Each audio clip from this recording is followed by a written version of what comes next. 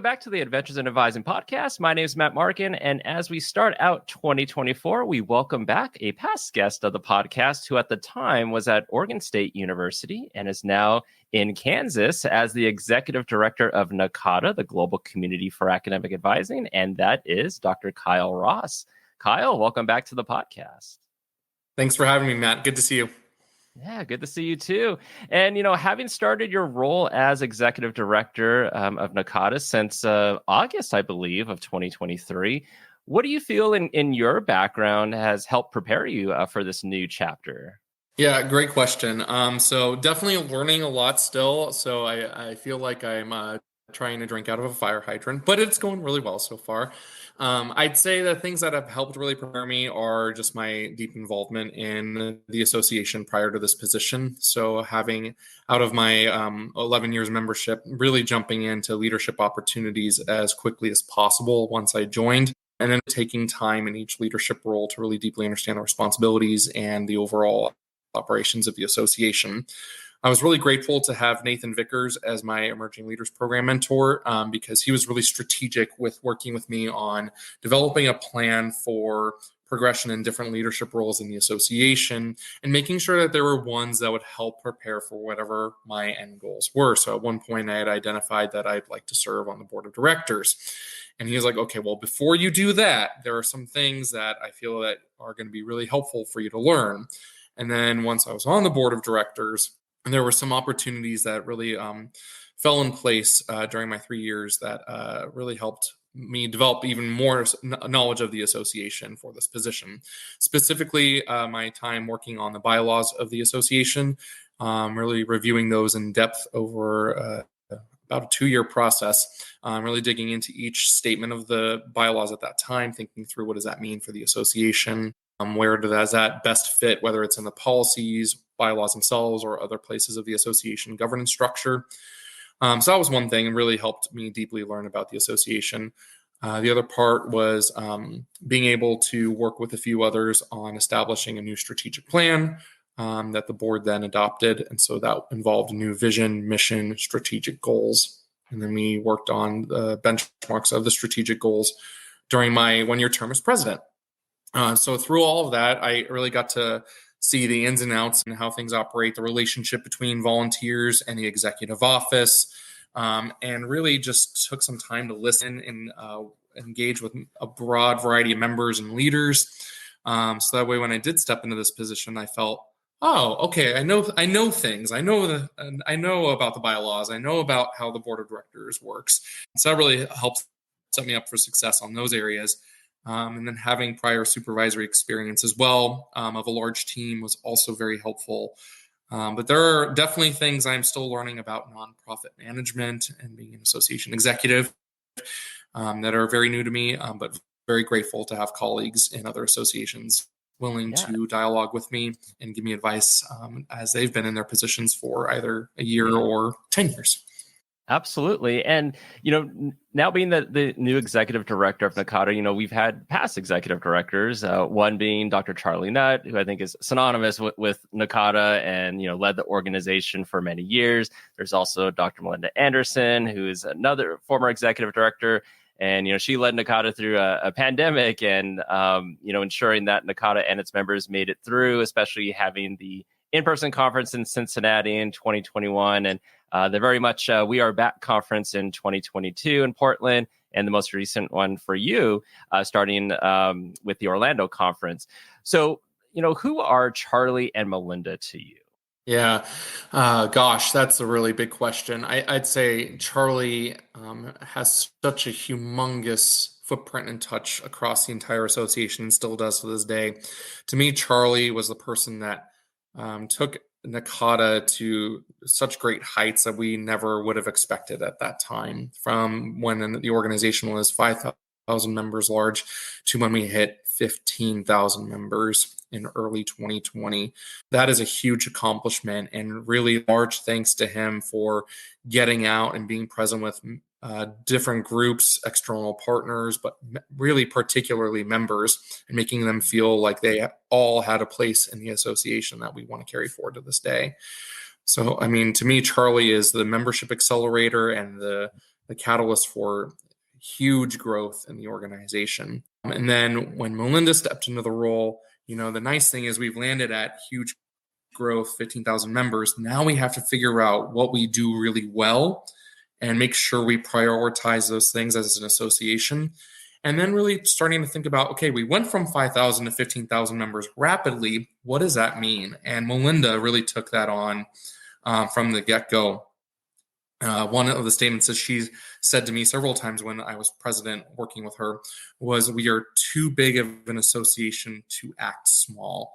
And that, I think, really carried through in making sure that we prioritize things that we did really well, really thinking of ourselves as not only a member-driven organization, but also as a business and a mission-driven organization, and really starting to shift that tone to make sure that we weren't necessarily everything for everyone all the time, but that we were this association with a firm identity that could use our voice to advocate for our membership as well.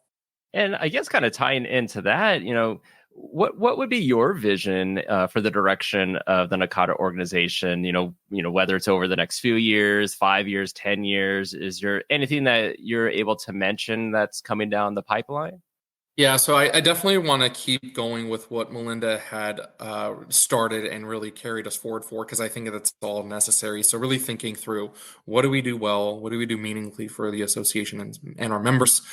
Really thinking through the mission-driven aspect of the association, so that way we aren't doing everything all at the same time, but thinking through, okay, this is our mission, promoting student success through academic advising. What does that mean as an association?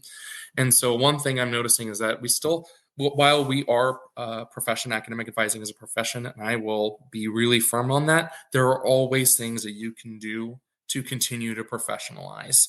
And so wanting to think through, okay, we have a great voice. We don't often use it. We're a little shy. How can we not be so shy about using our voice to promote the advising profession? So what does an advisor scope of practice look like? Can we, as an association, come up with that? What is a code of ethics that we would expect advisors to go by? And all those things are really helpful pieces of information that advisors and us can take back to institutions and say, hey, this is a scope of practice, and you've got this advisor doing 200 other things. Stop it, because it's stopping them from doing things really well for their students and promoting their success overall. So I think we'll start to see some of those things, because that has come up in lots of different spaces I've been a part of, is people saying, hey, Kyle, why hasn't NACADA taken firm positions on the profession of advising, the scope of practice, and other things? And so wanting to see that move forward. So yeah, really kind of thinking through what Melinda started, making sure that we see that forward, and then using our voice as an association to advocate for the profession of academic advising.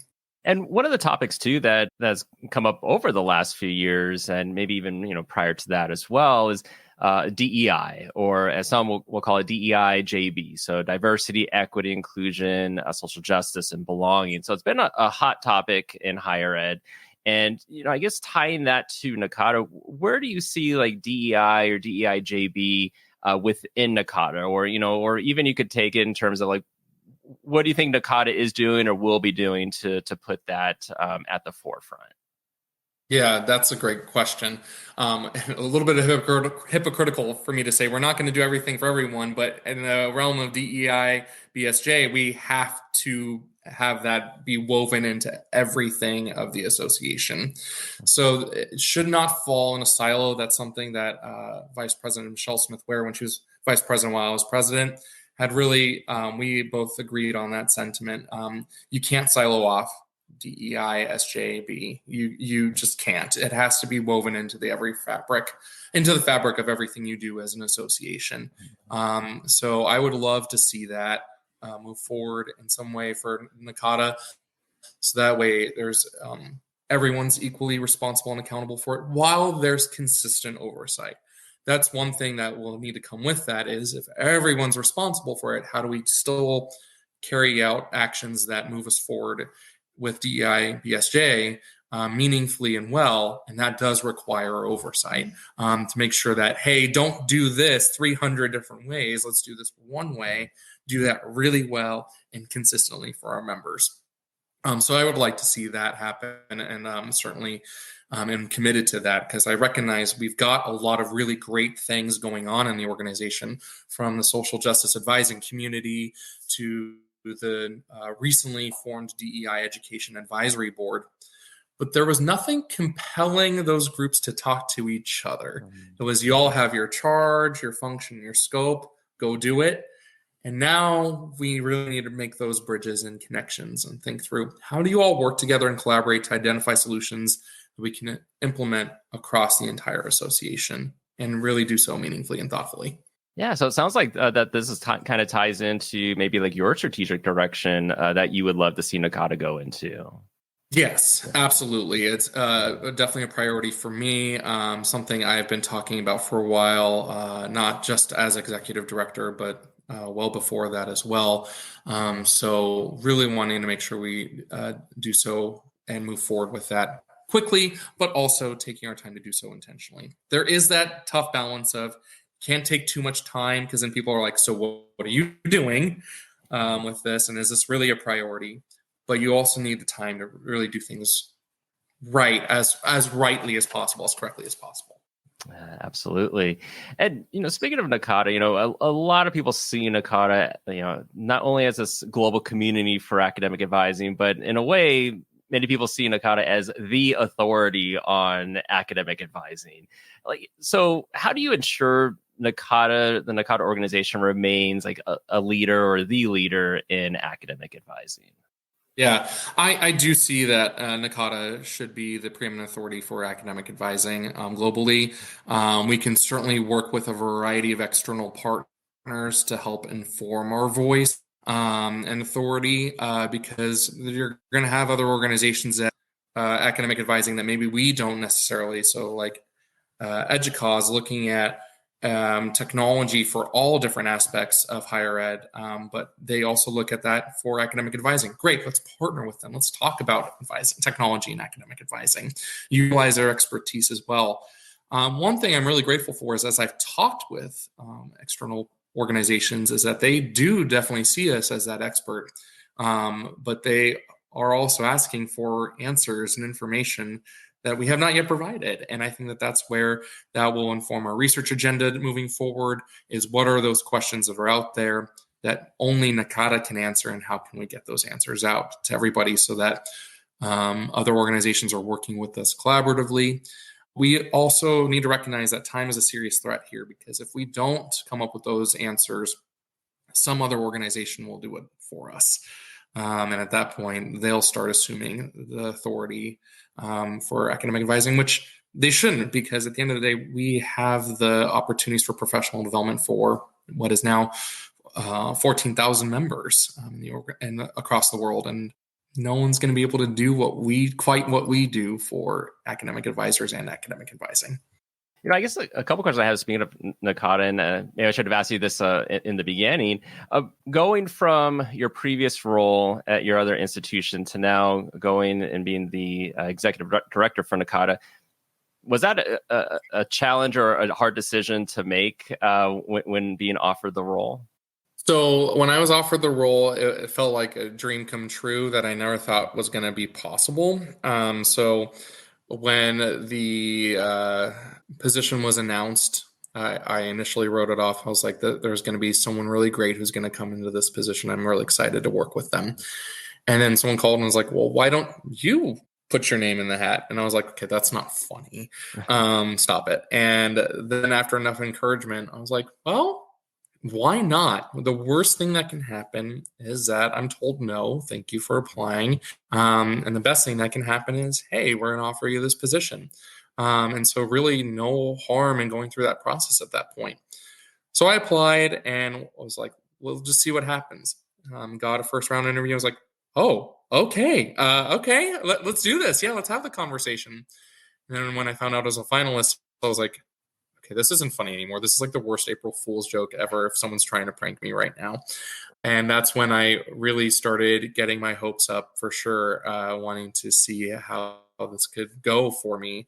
And then I got the call from the Dean of the College of Education, Dean Debbie Mercer, And she had actually called me when I was in between flights in an airport. So I had to act pretty calm when I got the call because I didn't want to, start anything in public. So she's like, "You seem a little unimpressed." And I was like, "Well, I'm trying to maintain my calm right now. I'm really doing a bad job of it. Like, you should have seen my nonverbals at that point in time."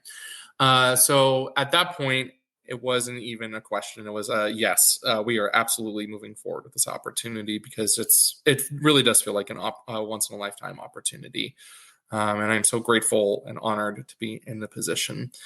I will say that this was my first semester since 2011 that I didn't regularly interact with students day in and day out in advising appointments.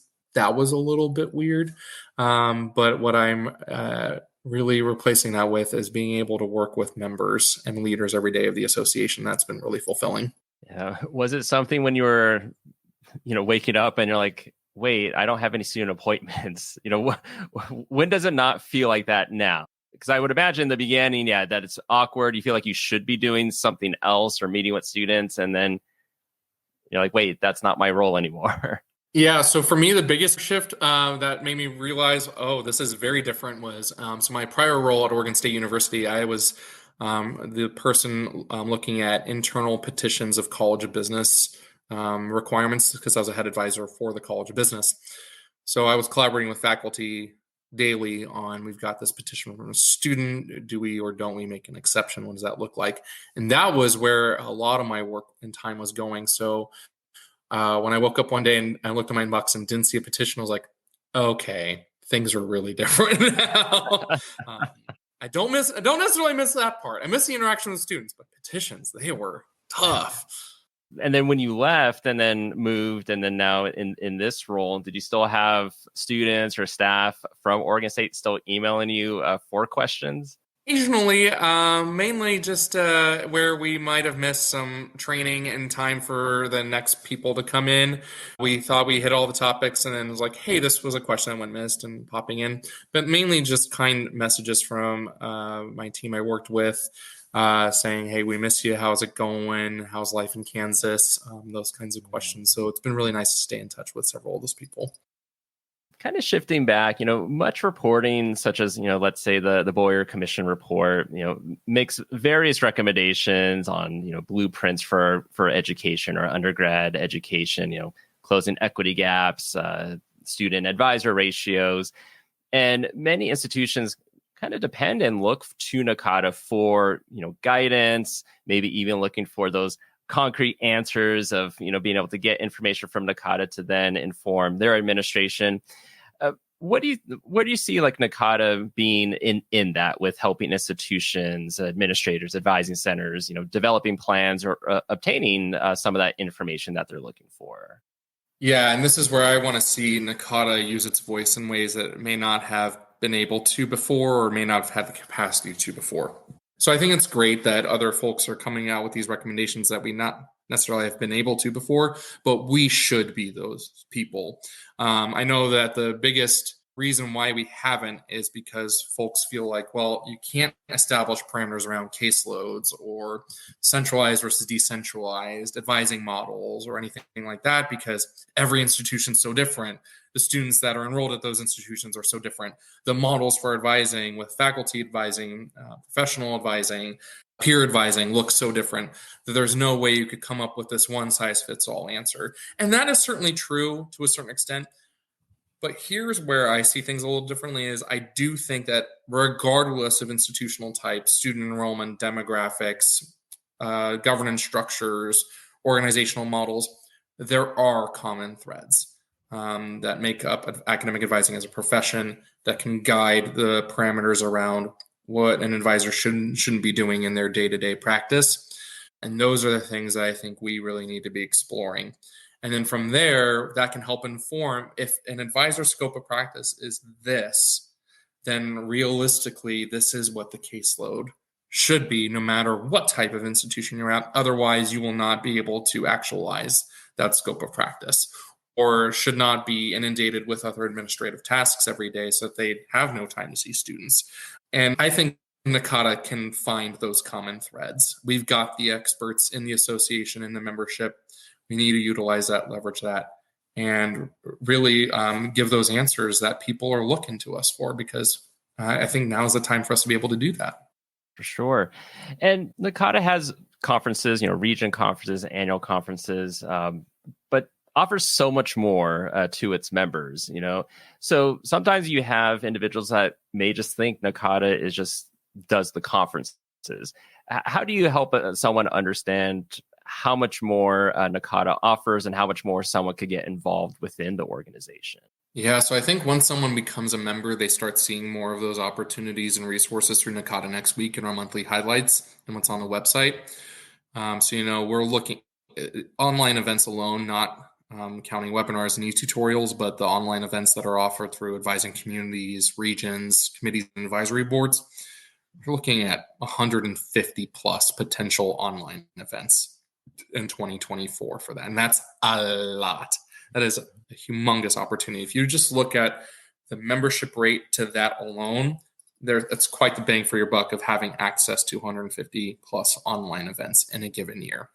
Not to mention discounts on attendance, registration fees for institutes, annual conference, region conferences, webinars, e-tutorials. So I think people start seeing that through NACADA Next Week when we are advertising, hey, here's the registration deadline for this, or the sign up deadline for this webinar or this opportunity. Hey, we're advertising this online event. You start seeing that through NACADA Next Week. And what's funny is NACADA Next Week was intended to be really short updates, and just the amount of offerings makes that email quite lengthy nowadays. So we're trying to look at that and say, how do we utilize that for short and timely updates while we still make sure we get all the information of wonderful opportunities for our members out there. And I guess speaking of opportunities, everyone's different in their roles in terms of how involved they are, what's expected of them from their institutions, their departments, their offices. And so you might have some that are wanting to expand out or do more. They see these opportunities, but maybe they feel they may not have the time for it. Any advice you have for a member that's looking to get more involved and is just kind of concerned about if they are able to kind of add that into what they're already doing within their role at their institution? Yeah, absolutely. My biggest piece of advice to that is whatever time you think you have realistically you're able to commit, there is an opportunity in NACADA that aligns with that. There are some really quick involvement opportunities that are timed very carefully over a few weeks, like reviewing proposals for a region conference or annual conference. And then there are things that you can devote even more time to the association for, like serving as division representative on the NACADA Council can take up a lot of time.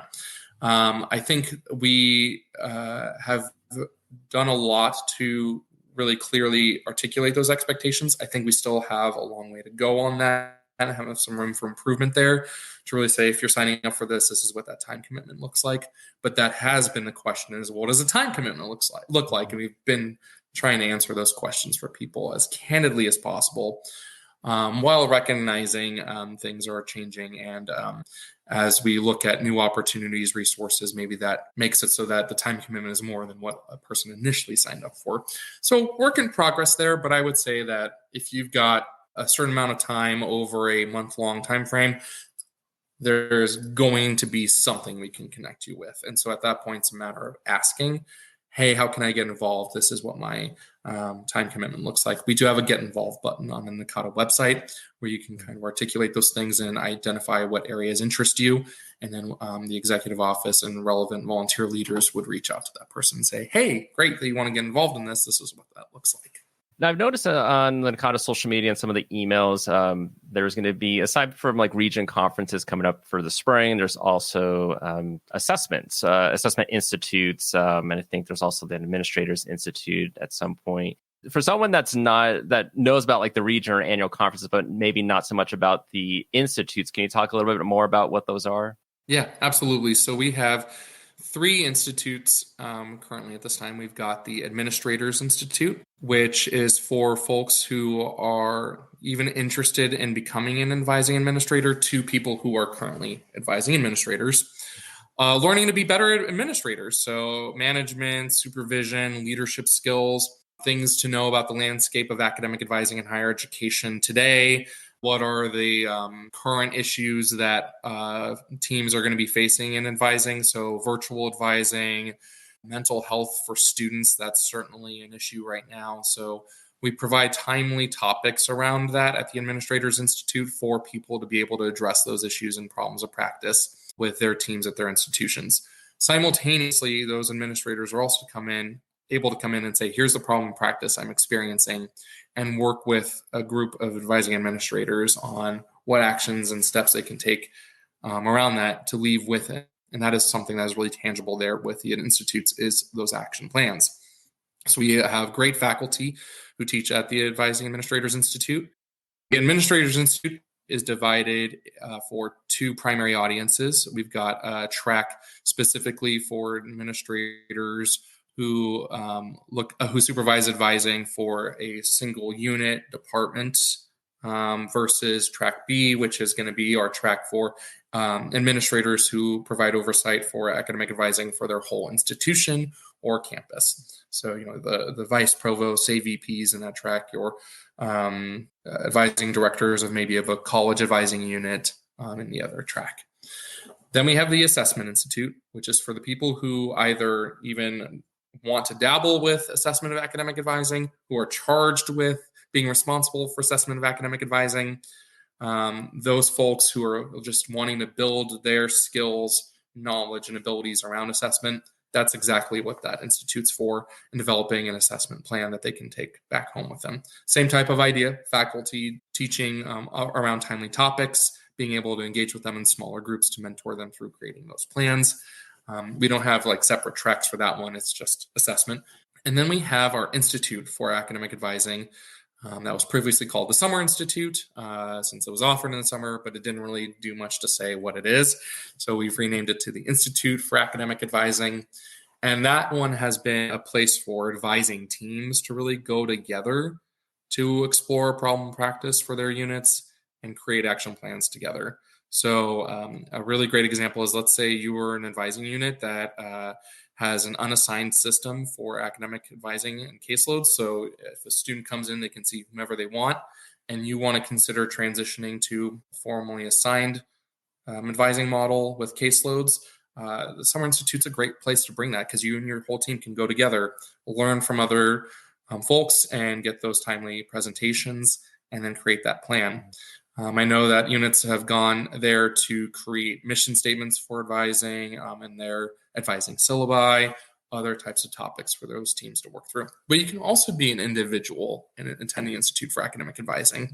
Maybe you want to bring back a plan to your whole team and say, hey, this is something I thought about at the Institute for Academic Advising, and I think that this would be a good plan for us to move forward on a new approach to working with students on academic probation, or a different way to look at advising technology at their campus or institution. And as we close with this interview, we're recording this December of 2023, but anyone listening to this right now, it's 2024. It's a new year. So as we end this interview in these last couple minutes, is there any message you want to tell NACADA members or the advising community in general? Yeah, I welcome engagement with you. So I will be attending all 8 region conferences in 2024.